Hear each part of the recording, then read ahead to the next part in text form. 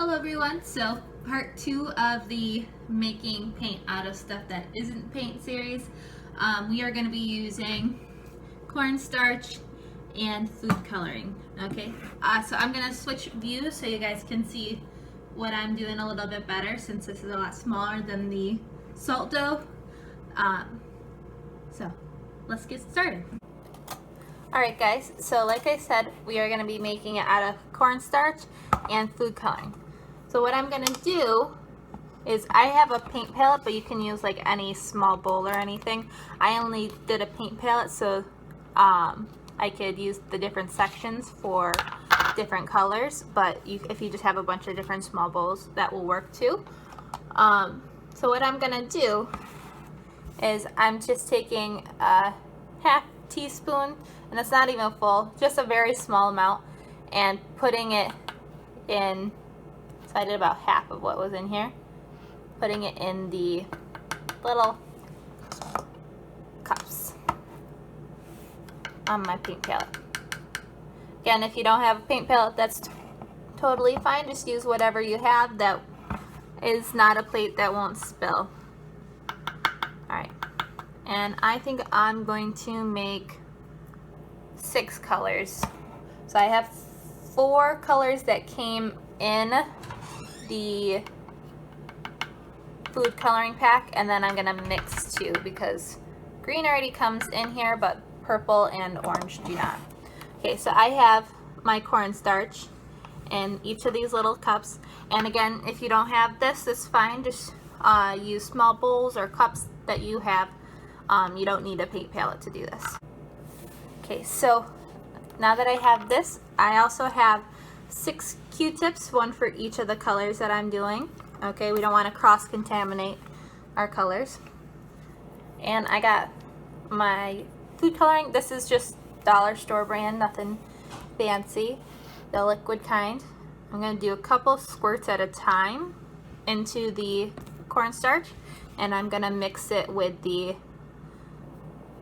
food coloring and the cornstarch together.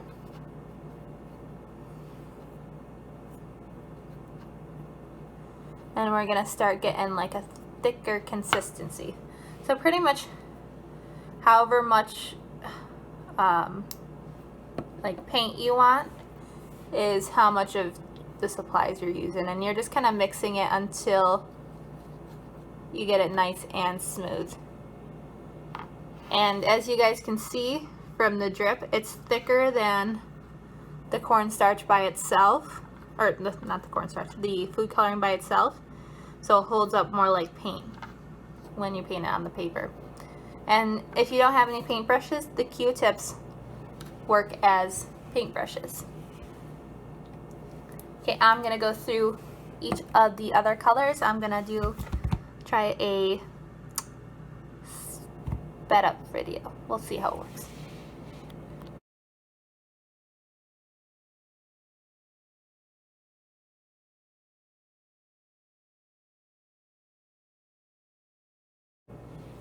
Okay, now that I made the primary colors, red, blue, and yellow, I can make the secondary colors.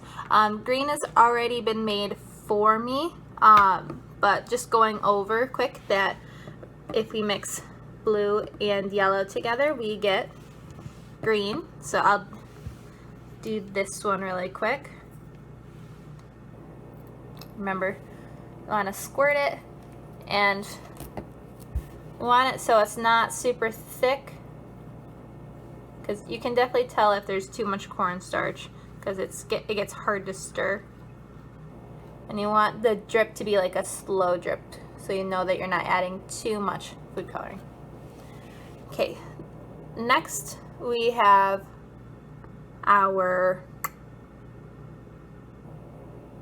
orange. So to make our orange, and I put mine in the wrong order, I'm sorry about that guys, we mix our yellow, and I know this one looks yellow to start off with, but once you start using it on your paper, it'll look more yellow. Our yellow and our red, and I'm gonna put less of my red than my yellow because the red kind of takes over a little bit. And as you guys can see, I'm trying to keep my Q-tips separate from each other. I don't want them like in each other's spaces so that we're not cross-contaminating. We're not mixing any of the colors that we don't want to be mixed. All right, and there we go. It still looks pretty red, so I think I'm going to add a little bit more yellow and see if that helps. And again, these won't look as dark once you start using them on paper. All right, so I think that one's about done, and we'll test them all out. And my last one, we are gonna mix our red and our blue together. So I'm gonna do a couple of drops of my red, and then a couple of drops of my blue.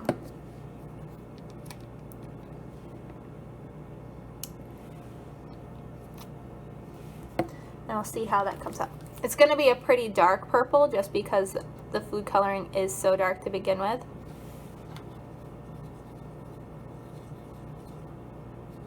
So you guys can see it looks almost black.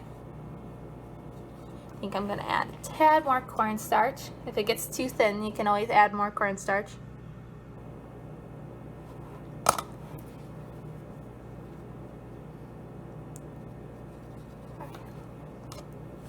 Oops, I didn't mean to add cornstarch to that one. I'll fix that off camera. Alright, and then we have 6 colors that we can work from. And I will show you guys a brief demo on how to use our new paints that we just mixed. Alright, so we got red, orange, yellow, green, blue, and purple. All 6 of the rainbow. Alright, I'll see you soon. Alright guys, I got paper in front of me. Just a heads up, food coloring does stain your hands, so if you're not careful, it'll stain your hands for a while. So be careful not to get any on your hands or on your clothing. So like I said, we can use Q-tips instead of paintbrushes. So if you don't have any paintbrushes, that's fine. So I can do a technique called stippling, which my older classes have learned about this. So I'm making dots everywhere. And I can create a shape with these dots.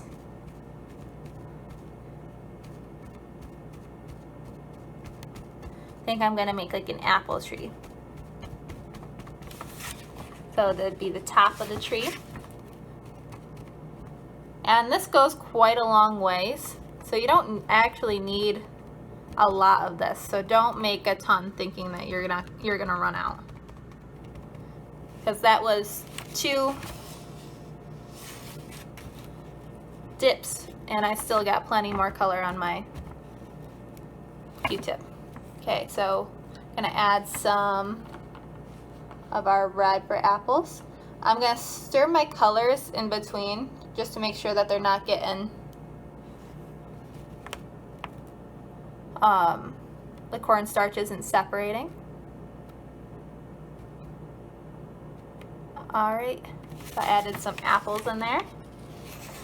And the last thing I'm gonna do is I'm gonna make a tree trunk. And I'm gonna try out this orange because I know it looked a little bit red. I wanna see how it looks on paper.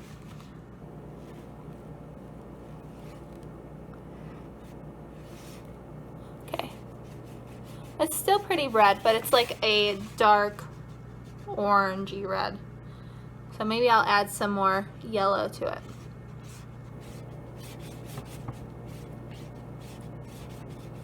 Alright, and just like with the other things that I've shown you guys, you can do anything with this. You don't have to stick to like an apple tree like I did. You can paint anything that you want. You also can paint on cardboard. So this is a project that I started with the coffee paint. So maybe I'll finish it up with this food coloring paint that I made. Get this out of the way. Always be careful when you're moving things that have like liquid in them because they might drip. Okay, I think we're gonna, I want to try out this purple on this paper quick before I start that.